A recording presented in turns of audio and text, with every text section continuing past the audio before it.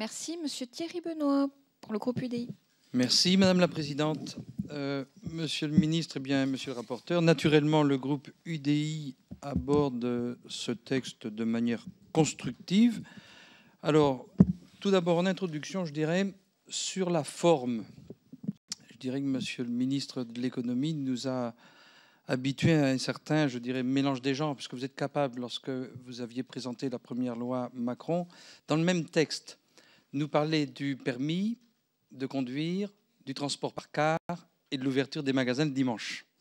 Et là, finalement, vous et vos coéquipiers du gouvernement, vous êtes capables, dans le même texte, de nous parler de manquement à la probité, de transparence dans les rapports entre les représentants d'intérêt et les pouvoirs publics, de régulation financière, de relations commerciales, d'amélioration des parcours de croissance et entreprises. Donc ça, je dirais, c'est sur la forme. Comme dirait un député bien connu dans cette Assemblée, le député Charles de Courson, en quelque sorte, vous êtes un arlequin du libéralisme. C'est beau, c'est beau. Je trouve que c'est une formule, c'est sympathique. En fait, la loi Sapin 2... On est là sur le texte, mes chers collègues, on n'est pas là sur le ministre, on est là sur le texte. Est-ce que la loi Sapin 2, finalement, c'est pas la loi Macron 2, c'est finalement votre loi des nouvelles opportunités économiques? C'est ça, finalement, en quelque sorte. Donc ça, c'était sur la forme. Sur le fond, il n'y a que 15 articles qui concernent Monsieur le ministre Macron. C'est le ministre Sapin. Non, mais je préfère, je ne vous souhaiterais pas qu'il soit dit des inexactitudes sur ce texte. Donc voilà, je vous laisse là. Excusez-moi, Madame la Présidente, de m'adresser au ministre ici présent dans notre commission, que d'ailleurs j'écoute avec plaisir. Je l'écoutais attentivement et je me disais, mais c'est pas à nous qu'il faut expliquer ceci, c'est à ceux qui dorment debout la nuit. Ils seront moins fatigués, puis ils comprendront mieux, ils iront se reposer, ils iront se coucher de bonne heure, et voilà. Bon, vous voyez. Donc venons-en maintenant au fond. Venons-en au fond.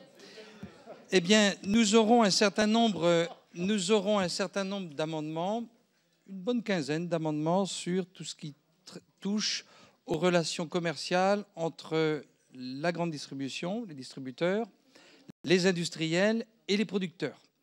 Moi, j'ai bien compris que le gouvernement serait très attentif sur le volet agricole et les entreprises agricoles. Il serait très attentif sur la question de la cessibilité des contrats laitiers. J'ai noté aussi que le gouvernement serait très attentif sur les questions de renforcement des sanctions pour les entreprises, toutes les entreprises, que ce soit le secteur commercial ou le secteur industriel, donc qui doit publier ses comptes, elles doivent publier leurs comptes, sinon sanctions et réelles sanctions. Donc là, j'ai noté que le gouvernement était très attentif. Je suis plus dubitatif à ce stade de la discussion sur la volonté du gouvernement d'avancer de manière très précise sur la question des relations commerciales et sur le fait d'adapter la loi de modernisation de l'économie, parce que depuis 2012, le gouvernement nous explique quand même qu'il y a un réel déséquilibre dans les relations entre les centrales d'achat, la grande distribution, les industriels et les producteurs. Donc s'il y a déséquilibre, il faut procéder à rééquilibrage. Et nous aurons donc des propositions d'amendement en ce sens. Nous irons même jusqu'à défricher, ouvrir le débat sur le fait de dissiper en quelque sorte, une forme d'oligopole quant au fait qu'en France, il n'y a que 4-5 centrales d'achat. Donc là, on a un sujet de discussion et moi, je veux qu'on puisse, avec les collègues du groupe UDI, nous voulons que nous puissions aborder ces questions. Nous sommes très attentifs sur votre volonté d'offrir de nouvelles opportunités aux professions indépendantes, aux artisans. Ça, je pense que c'est une bonne disposition, même si nous serons vigilants quant au fait de ne pas casser tout le travail qui est mis en œuvre, notamment par les chambres des métiers, pour valoriser l'artisanat, et notamment à travers le travail qui tourne autour des jeunes apprentis.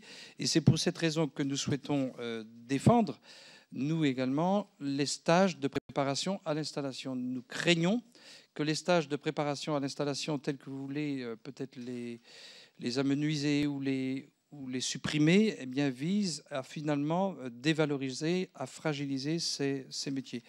Voilà, Monsieur le ministre, Monsieur le rapporteur, les sujets sur lesquels eh bien, porteront la trentaine d'amendements que nous avons déposés, c'est-à-dire artisanat, relations commerciales et agriculture. Merci.